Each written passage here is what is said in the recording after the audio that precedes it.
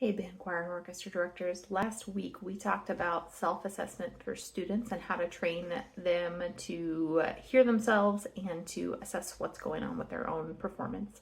Today I'd like to discuss how we assess ourselves as educators. Obviously, we're all very practiced at assessing our own performance because we've been doing it for, in some cases, 20 to 40 years. But if you're not regularly assessing yourself as an educator, it's time to start. My tips for teacher assessment are the exact same as the ones that I gave you for training your students to assess, which are keep it short, be specific, and be consistent. But they do look a little bit different in practice. So let's go through each of those and how I apply them to my own reflection. So number one, keep it short. What does that mean?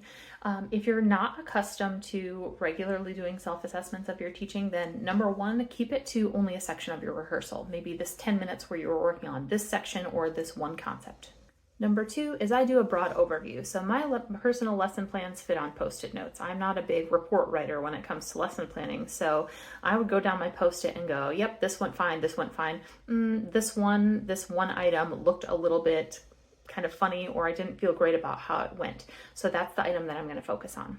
So then comes in tip number two, to be specific. What exactly did not go as planned with that lesson? And typically for each learning goal that I'm doing in a rehearsal where I have 2 or 3 different learning goals, I'm looking at, are they making progress on a particular skill, or are they deepening their understanding of a concept?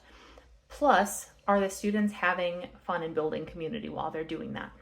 They're not going to have fun every second of every day, but generally.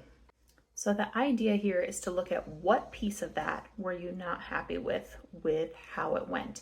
What is the specific problem that you're trying to solve?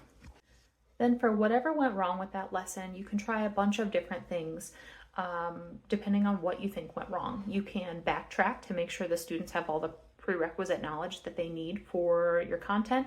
You can try spending a little bit more time on whatever concept that was if you feel like it was rushed previously.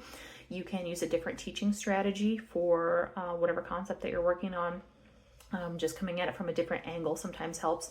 Or if you feel like there were outside factors like, hey, this was during homecoming week and maybe I shouldn't have tried to introduce a new concept because the students were all like, there's a number of things that can go wrong, and sometimes you need to go through a solution or two before you find the right one.